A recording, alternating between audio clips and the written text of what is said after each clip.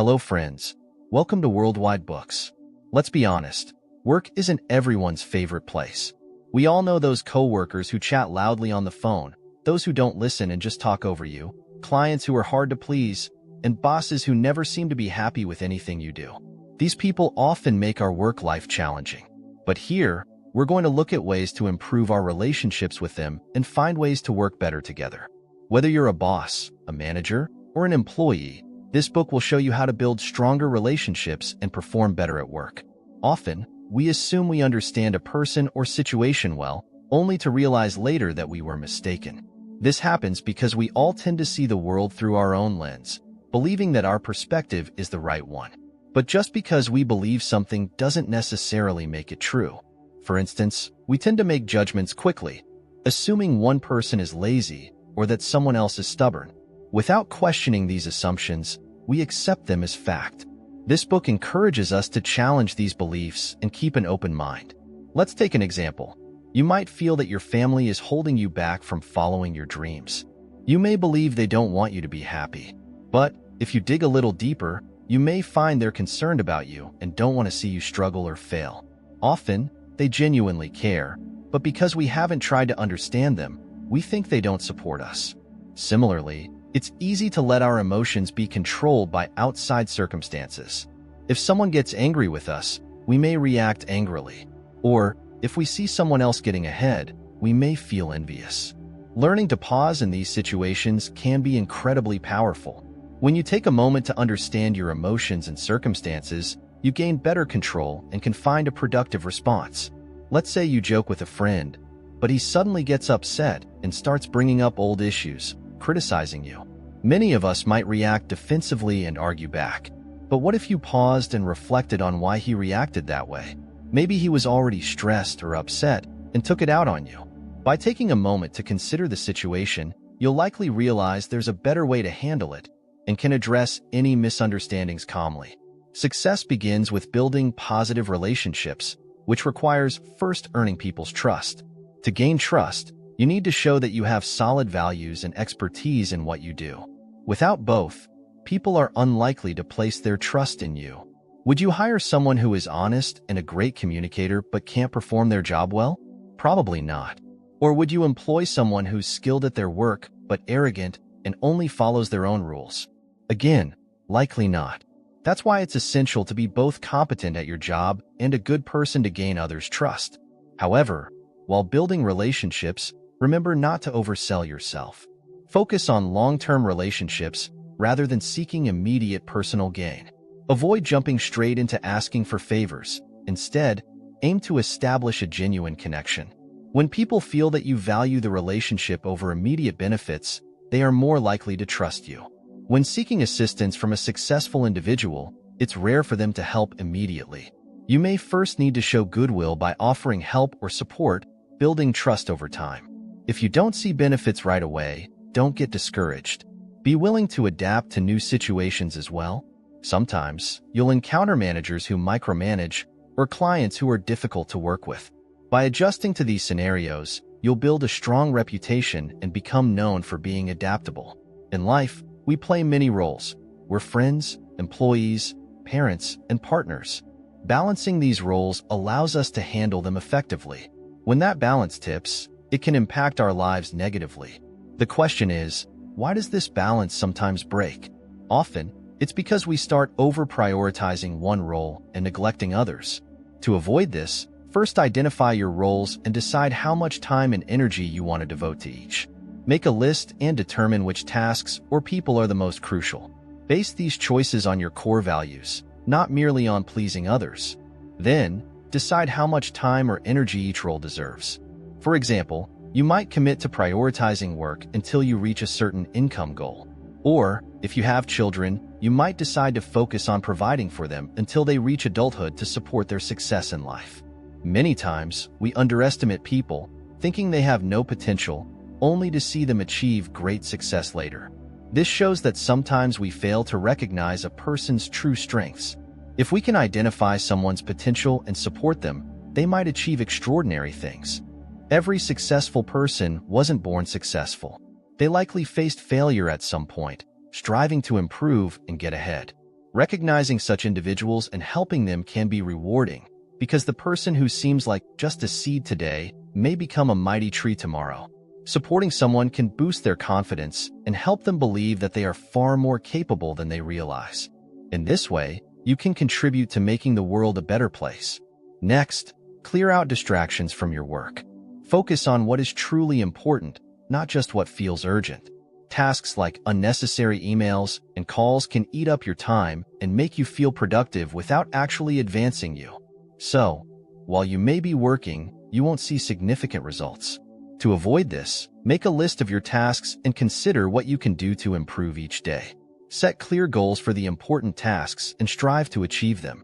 Identify what you need to accomplish this week or this month, and eliminate the tasks that only consume time without adding real value. Many people believe that only a few can succeed because resources are limited. They see everything as a competition, but success doesn't require someone else to fail. By focusing on collaboration rather than competition, you can work better and achieve mutual success. There's room for everyone to succeed. Whether at work or in life, don't assume you have to beat others to succeed. Instead of being discouraged by others' abilities, look for ways to collaborate with them for better outcomes. Working together allows you to both teach and learn, benefiting both parties. However, for a successful partnership, you need to be willing to listen and have the courage to share your perspective. When working as a team, there will be times when others have different ideas. If you believe that your approach can lead to better results, have the courage to voice it. Similarly, when someone else wants to share their view, listen with an open mind. Evaluate both perspectives to determine which approach will yield the best outcome. If you want to gain better control over your emotions, start viewing them like a bank account. Just as you deposit and withdraw money from a bank account, and just as having a healthy balance can positively impact your financial life, you can think of your emotional account as being filled with trust, collaboration, and confidence. The more you invest in these, the healthier your relationships will become. To keep this account filled, there are a few principles to follow. Don't only help people when you know they can help you in return. If you approach relationships like a bank, focusing solely on your own benefit, your connections won't grow strong. Be clear about your intentions. When you rely on others or offer help purely for personal gain, it will weaken your relationships over time. Secondly, give respect to others and acknowledge their work. If you frequently complain about someone or take credit for others' efforts, your relationships will suffer. Strive to contribute in ways that benefit everyone. For example, if you're the CEO of a company, don't take credit for the hard work of your employees. Giving them the credit they deserve will encourage them to work even harder, which will ultimately drive your company forward. You've probably come across numerous books that teach how to communicate effectively, but very few focus on listening skills. Communication is a two-way street, and to maintain this balance, you need to actively listen to others. Listening isn't just about nodding along. It means listening with genuine intent to understand the other person's message. Many people listen just to respond rather than to truly understand. To grasp what someone is really saying, ask clarifying questions that ensure you're accurately interpreting their words. Try to thoughtfully consider their perspective. The downside of not listening is that it can damage your relationships. If you're only focused on your own points during a conversation with a client, they might walk away. If you constantly give orders to employees without listening to their input, they may lose motivation and interest in their work. When you actively listen to others, it shows them that you care. They feel heard, which reassures them that their needs will be met. Many people try to impose their way of doing things on others. Just because they excel at a particular task, they believe everyone should approach it the same way. This attitude can quickly strain relationships with your colleagues or team. When you dictate how others should work, you limit their ability to find their own methods and generate new ideas. This is something you want to avoid. When people feel pressured to conform, their trust in you may diminish, leading to weaker relationships. Instead, trust that people are capable of doing their work well without needing your input on every detail. When you give employees the freedom to do their jobs in their own way, it shows that you believe in their abilities. This confidence from you boosts their self-assurance, leading to better performance overall. Of course, you can't trust everyone blindly. What if the mistakes are costly? Before placing trust in someone, assess their competency. If the potential for error is high, that particular task may not be suitable for someone you trust less. It's common to see people react negatively to constructive criticism. Some take feedback personally, thinking the person giving it views them as weak or incapable. As a result, they may avoid listening to any advice that could help them improve. However, if you want to grow, you have to be open to self-improvement, and that involves taking feedback from others. Whether you're a senior manager or the CEO, seeking input from employees at any level can benefit you. If you're in a senior position, work to create an environment where employees feel comfortable giving and receiving feedback. When everyone is trying to help each other improve, it won't feel as if blame is being placed on any single person, and the need for improvement won't rest on just one individual's shoulders. Receiving feedback helps us avoid future mistakes, making it essential for growth.